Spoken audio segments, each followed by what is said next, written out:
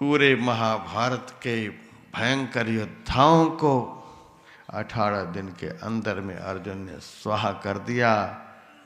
लेकिन काम एक ऐसा वीर है, ऐसा योद्धा है कि सारे जीवन में भी अर्जुन इसे पराजित नहीं कर पाया।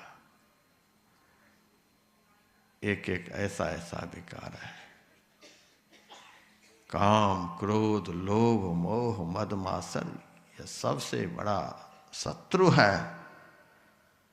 आचार्य शंकर से शिष्यों ने पूछा था, के शत्रवः सन्ति? तो आचार्य शंकर ने कहा, निजेंद्रियाणि, अपनी इंद्रियां ही।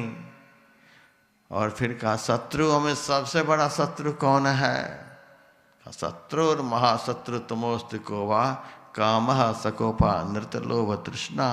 ये काम क्रोध आदि के विकार ही शत्रुओं में सबसे बड़ा शत्रु है। फिर पूछा, दुनिया में सबसे बड़ा अंधा कौन है? कोवा महांधो। आचार्य शंकर ने कहा, मदनो तुरोयो, ये काम रूपी शत्रु के बस में पागल बना फिर रहा है, वह सबसे बड़ा दुनिया का अंधा आदमी है। ऐसे ऐसे शत्रुओं को, ऐसे ऐसे दुश्मनों को, ऐसे ऐसे बैरियों को, ऐसे ऐसे भूखा पागलों को, जीव के भीतर में आग लगाने वाले को पैदा करने वाला कौन है? वह चंचल मन। चंचल मन में विकार उत्पन्न होता है। जिस मन में विकार उत्पन्न होता है, उस मन वाले को कभी जीवन में शांति नहीं मिलती है। फैक्ट्री बंद हो जाए कोई दुख की बात नहीं, दुकानदारी बंद हो जाए कोई दुख की बात नहीं, दुनिया का कुछ भी नुकसान हो जाए कोई दुख की बात नहीं। यदि भजन के समय मन स्थिर नहीं हो तो सबसे बढ़कर दुख की यही बात है। दुनिया का सब कुछ नष्ट हो जाए कोई नुकसान की बात नहीं है।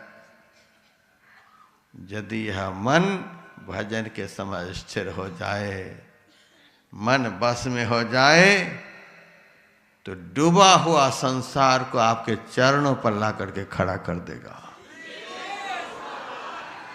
आदमी को कौन कहे, यदि यह मन बस में हो गया तो स्वर्ग के देवताओं को भी आपके चरणों के सामने हाथ जोड़कर खड़ा कर देगा।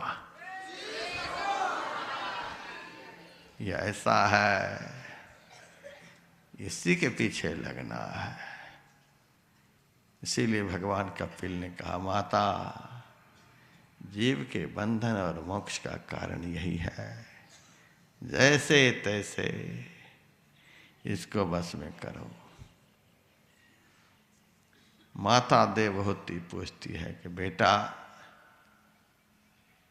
यह चंचल होता है कैसे? हम तो नहीं कहते कि तो चंचल हो जा, हम तो इनको रिझाने में बुझाने में लगे हुए हैं।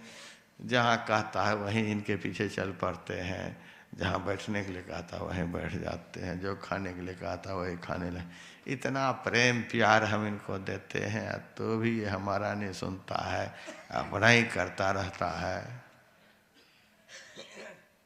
इतना कुछ करने पर भी ये हमारा क्यों नहीं सुनता? ये चंचल क्यों होता है? बात तो आ गई यहीं पर। चंचल मन में विकार उत्पन्न होता है, चंचल मन में संकल्प विकल्प होता है, चंचल मन वाले बंधन में होते हैं, चंचल मन में दुख उत्पन्न होता है, बंधन मिलता है, सब दुर्गति इसकी चंचलता के कारण। यह चंचल क्यों होता है? इसकी चंचलता का कारण क्या है? इसका कारण जब पता चल जाएगा तभी इसको स्थिर करने का प्रयास आप कर पाएंगे। यह चंचल होता नहीं है, ये चंचल नहीं है। इनके जैसा प्रेमी तो दुनिया में कोई नहीं। ये चंचल नहीं होता है। इनके जैसा साधु दुनिया में कोई नहीं, मन के जैसा साधु दुनिया में कोई। आप कहेंगे कैसे? मन रूपी साधु यदि आपके साथ अभी नहीं होता तो सत्संग का आनंद कैसे लेते?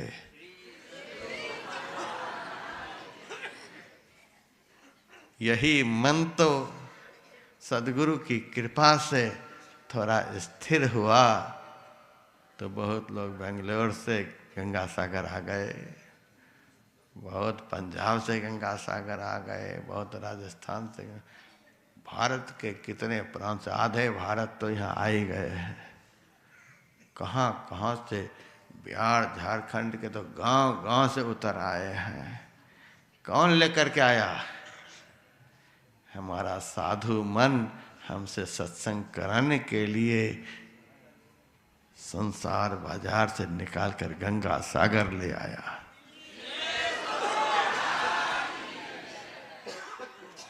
अब कितनी फजीहती इनकी करें, इसीलिए थोड़ी बड़ाई भी कर देते हैं।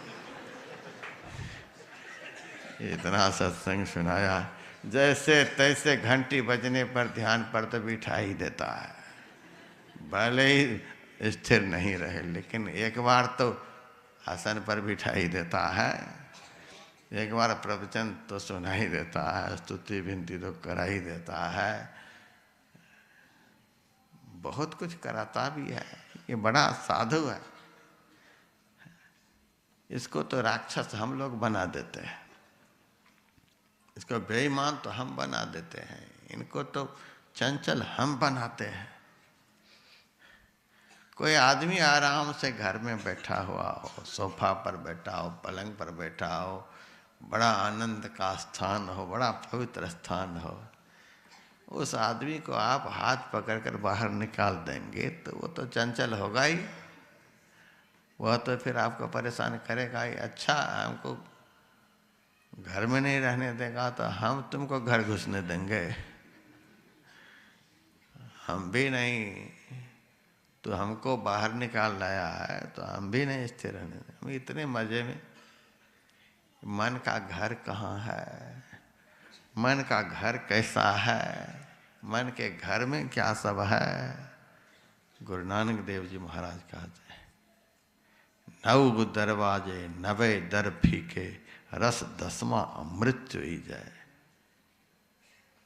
9 दरवाजे होकर के फीका रस निकल रहा है, 10वां दरवाजा में रस 10वां अमृत चुई जाए, अमृत श्रावित होता है। 10वां द्वार में अमृत श्रावित होता है, अमृत चुता रहता है। 10वां द्वार में अंधकार नहीं होता है, उसी एक द्वार में प्रकाश होता है। 10वां द्वार में बांधने वाली रस्सी नहीं होती है, वही एक द्वार है जिसको मोक्ष का द्वार कहा जाता है। 10वां द्वार में अशांति नहीं है, वहीं पर शांति है। 10वां द्वार में अपवित्रता नहीं, सारी पवित्रता वहीं पर है। 10वां द्वार में अशांति नहीं, शांति वहीं पर है। क्या नहीं है? मन का घर वही है। 9 दरी ठाके धावत रहाए, 10वां निज घर। 10वां द्वार मन का अपना घर है। 10वां निज घर वासा पाए, वहीं पर मन निवास करता है। मन का अपना घर 10वां द्वार है। और मन का बड़ा गुरु भाई ये जीव है, चेतन है। वह चेतन के साथ मन रहता है, वहीं पर निवास करता है।